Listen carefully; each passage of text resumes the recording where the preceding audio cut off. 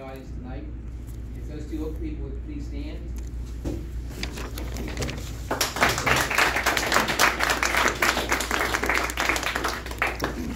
So it's been a tumultuous last couple weeks, and I think the township supervisors have done a great job in handling the fiasco that they've been dealt with, and so that's all I can think of to say at this point in time.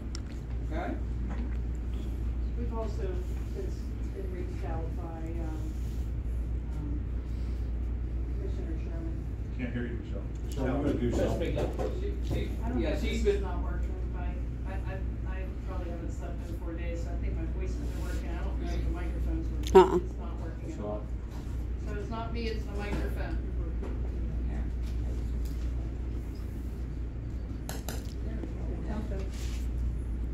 Sorry about that. So we have also since recently had a conference call with Commissioner Sherman, Senator Bartolotta, Veterans Office, but I have to say when this all hit, it was I have to thank Commissioner Magic reached out the very next day personally and had Josh Shapiro's office gave him the township's number and it started the ball rolling. Senator Casey's office calls every day and asks if there's something they can guide us through. There's just different. We had a problem with the 911 system, the alert system. I'm not sure if anyone got alerted, but I personally didn't get alerted, nor any of the supervisors, until a long time after the event happened. Who knew that goes through the federal government, through the Department of Commerce, oddly, but Casey's office is organizing a meeting with the Department of Commerce and the Washington County Emergency Management to see what the glitch in that system was. So they've just been, a bunch of supervisors that are new and how to get to this. We have 2 trees that we need the Army Corps of Engineers to remove because they're very large and in a terrible position. We need to totally get the Army Corps of Engineers, and they just call every day and say, how can we lead you through, all of these situations that keep arising. So I have to really thank the lady from Casey's office that calls every day and just answers certain questions for me. Do we have emergency sirens? There are some, yes. The fire departments. I didn't hear them go off. I definitely heard them go off at my, once the tornado stopped, it calmed down a little bit. I did hear them go. I definitely did hear them going off, but yeah, I was out directing traffic on Route 88 when I got an alert on my phone about down power lines due to a storm. When it was happening, and so there's some sort of glitch, even in the 911 call system, that there's a list of the road crew members, the road masters that it's supposed to call. Nobody got called. So it happened in my area of the township that night. So I first called the solicitor, who didn't answer, so I texted him, tornado touchdown. Then I called Ken Puglisi of the road crew to say he needs to call the guys in. We got to shut down roads. It's serious. And then I proceeded to call the board members, and Carl was already here. So then we just pulled it all together to have an emergency meeting that night to see what we could do as a board.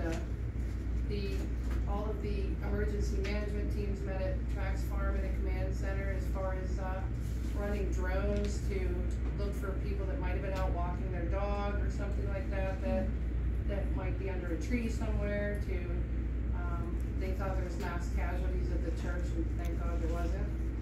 But while they did their job of rescuing and looking for how they could help people medically or emergency wise, we got together as a board to see what we could do for the residents that weren't going to be able to get out of their homes or get to their homes, and made some decisions that night that maybe we could help, and then thank goodness we got linked to Team Rubicon, and they came in to help the community with people that had uninsured type situations or debris and trees all over their best the township could do was to clear the roads of debris. And there was a lot of people that were calling here saying that they had either a cancer treatment and couldn't get out of their driveway, or there's a tree. So we got enough so that they could access their homes. And people in McCarty came in to help us with the rest. And it's been a I'd like blessing. to commend the board for all that you've done over the past couple of days. We took some PSAS courses on how to be supervisors. I don't think the topic came up in any of them, how to deal with 2 tornadoes in a week. So we'll probably in the next, maybe have an executive session next week sometime and discuss maybe what we did good, what we did bad, what we could improve on, we're a relatively new board, and I really applaud all my board members for not killing each other, not being, I mean, it's been very stressful. It's been very stressful trying to organize. I had we didn't have phones here at the township building on Monday still, afterwards. I had 116 phone calls at my business on Monday before noon. So just that many people reached out, needed help, didn't know how to call, didn't know what to do.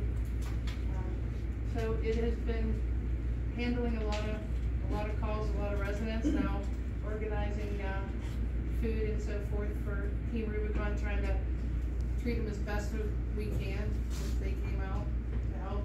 They are, I would love for them to introduce themselves.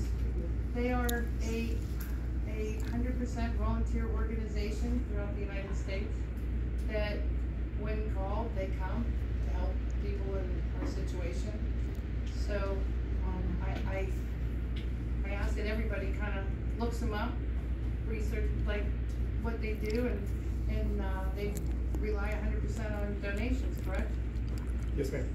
So if you weren't affected, and you don't have some cost factor to what happened here in the last 2 weeks, that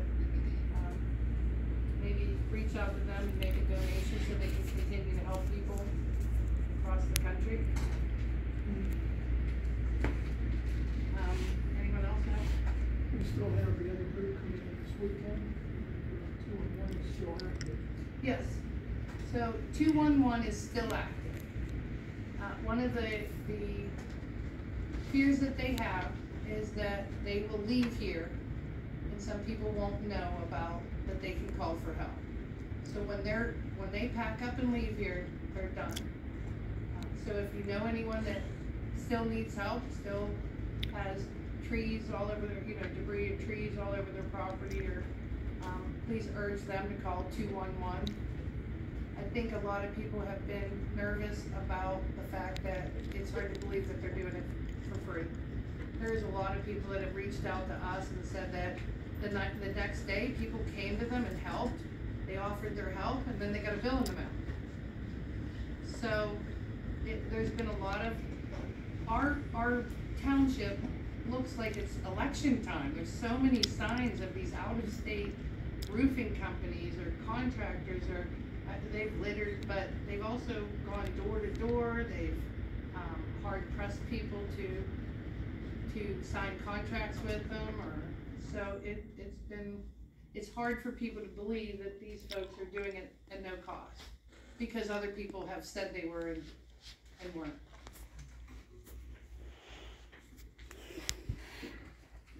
Okay. Public comment.